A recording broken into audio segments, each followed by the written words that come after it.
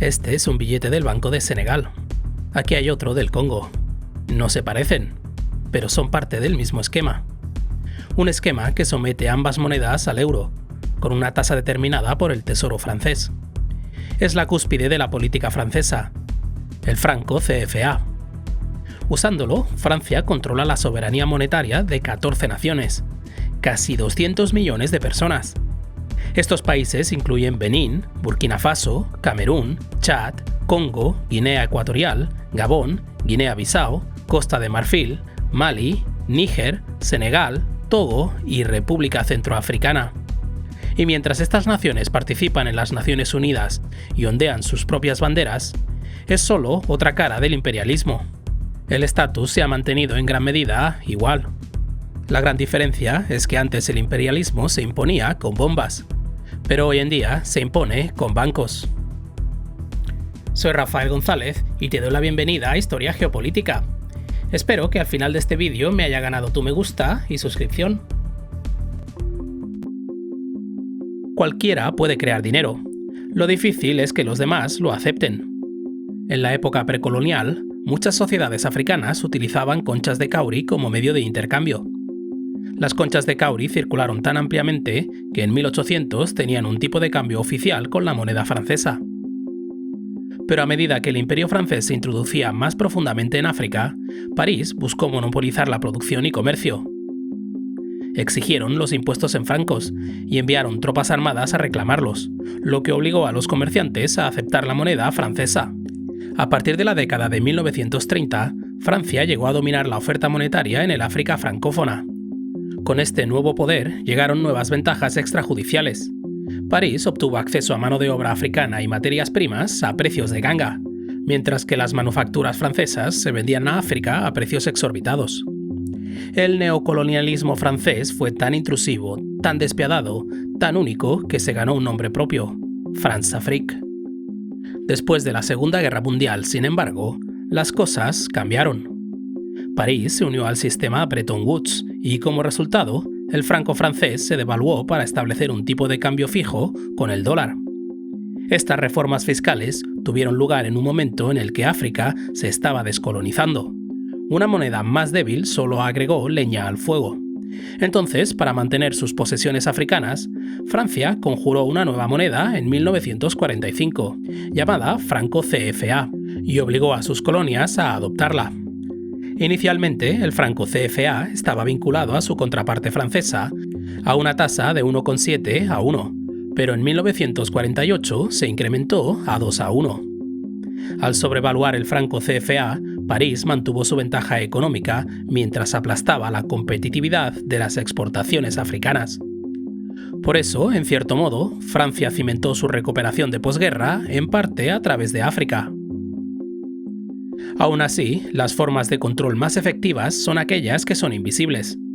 Reconociendo esto, en 1958, Francia mermó la auténtica descolonización instalando colaboradores locales y otorgándoles la condición de Estado.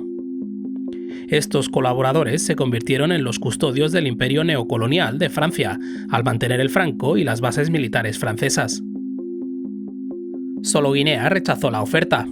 Su líder, Sékou Touré, declaró que su pueblo prefería ser pobre en libertad que rico en esclavitud. Guinea rechazó así el franco CFA, buscando desarrollar su propia moneda.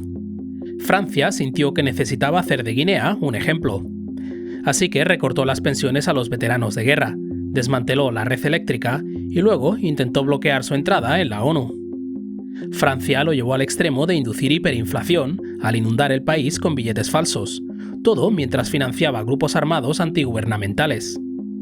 Sí, se les fue de las manos. El plan finalmente no logró desalojar a Touré, pero la economía de Guinea nunca se recuperó del todo. Del mismo modo, cuando Togo cambió de opinión y trató de deshacerse del franco CFA, Francia dio otro ejemplo, esta vez sin cabos sueltos. El líder de Togo, Sylvanus Olympio, fue asesinado en enero de 1963. Se sospecha la participación francesa, pero los registros oficiales permanecen convenientemente clasificados. Le siguieron más intentos de ocultar el imperialismo francés. El franco CFA se dividió en dos monedas que cubren los estados de África Central y Occidental. A mediados de la década de 1970, sus respectivos bancos centrales se africanizaron y se trasladaron a Yaoundé y Dakar. Aunque locales africanos colmaron el personal de estas instituciones, no hubo cambios políticos fundamentales, y Francia retuvo poder de veto sobre los estatutos de los bancos. Esto incluía el requisito de que los Estados miembros depositaran la mitad de sus reservas de divisas en el Tesoro francés, más otro 20% para pasivos financieros, lo que significa que los Estados miembros conservaron el acceso a solo el 30% de su dinero. Además, todas las conversiones de divisas debían pasar por el Tesoro francés. La forma en que funciona esta política fiscal es por cuentas de operaciones. Se trata de cuentas especiales mantenidas en el Tesoro francés. Las denominaciones son en euros, pero cuando las cuentas están en crédito, los bancos centrales africanos ponen efectivamente sus reservas de divisas a disposición de Francia. Pero cuando las cuentas de los bancos centrales están en débito, están obligados a pagar intereses al Estado francés. En otras palabras, los Estados miembros de la CFA pagan a Francia para que se quede con su dinero. Aún más inquietante, nadie sabe qué hace Francia con el dinero. El Tesoro francés no divulga esta información, ni siquiera a las naciones del franco CFA. Por lo tanto, no sería extraordinario si Francia reinvirtiera los fondos africanos para beneficio francés. Se mire como se mire, el esquema CFA es un generador de dinero efectivo para Francia. Las empresas francesas se benefician tanto como el Tesoro francés. Más específicamente, Francia no necesita recurrir a sus reservas de divisas para las importaciones africanas. Decenas de multinacionales francesas están presentes en África, incluidas TotalEnergies, Areva y Vinci. África también otorga a Francia acceso a recursos estratégicos como el uranio, que es indispensable para el sector de energía nuclear francés, y nutre las 3/4 partes de las necesidades energéticas de Francia. Mientras tanto, Gabón es una fuente de petróleo crudo. Mauritania ofrece mineral de hierro, mientras que Togo y Benín proporcionan productos agrícolas. Además, la guinda del pastel, el ciudadano francés Vicent Bolloré es propietario de la mayoría de los principales puertos de África Occidental. Por lo tanto, no es casualidad que el expresidente francés Jacques Chirac dijera una vez que gran parte del dinero de los bancos franceses proviene precisamente de explotar a África, y que Francia perdería su posición mundial sin su imperio africano.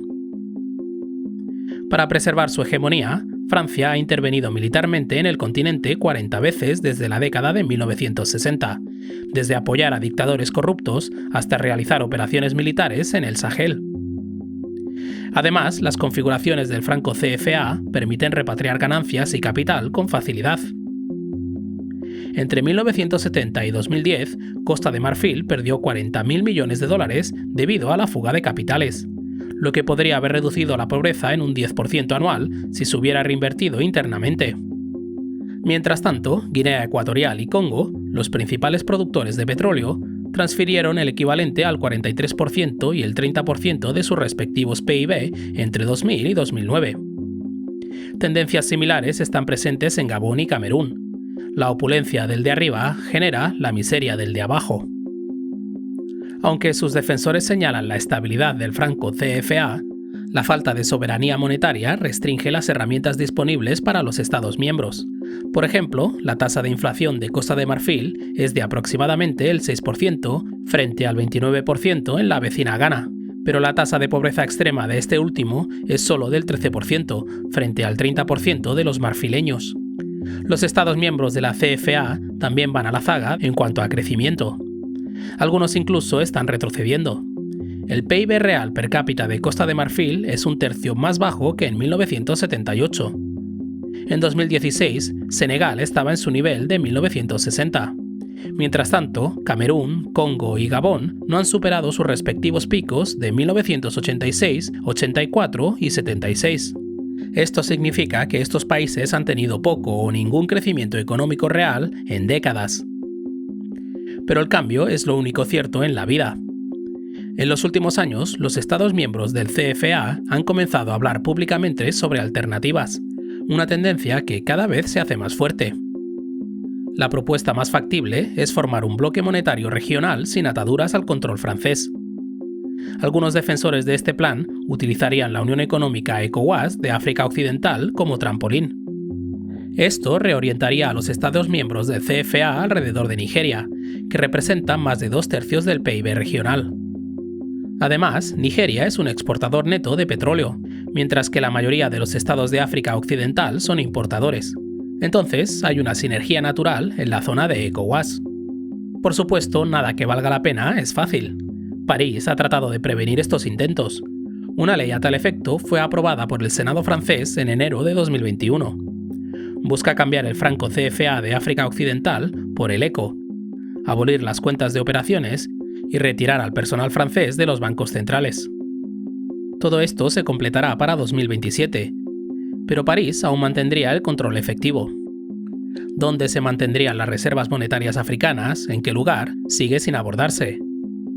Es seguro decir que la reforma francesa más reciente no es más que una artimaña. En última instancia, la mejor solución puede ser que cada estado tenga sus propios bancos centrales y monedas, fijados a una unidad regional común a una tasa ajustable. Esto daría soberanía monetaria a 14 naciones, o casi 200 millones de personas. Pero muchos todavía temen cruzar espadas con Francia, y por una buena razón. Cualquier intento de romper con la hegemonía francesa requeriría un esfuerzo conjunto en toda la zona CFA. Sobre todo, las élites colaboracionistas africanas que se benefician del sistema tendrían que ser marginadas y reemplazadas por líderes determinados a seguir un camino de desarrollo autónomo. Esto puede resultar el mayor escollo, y es algo que tiene que cambiar desde adentro, porque no hay nada más fácil en la vida que hacer las paces con el statu quo, y nada más lastrante. Esto ha sido Historia Geopolítica con Rafael González. Un fuerte abrazo a los mecenas que apoyan mi independencia informativa. Gracias por tu visita y nos vemos en el futuro.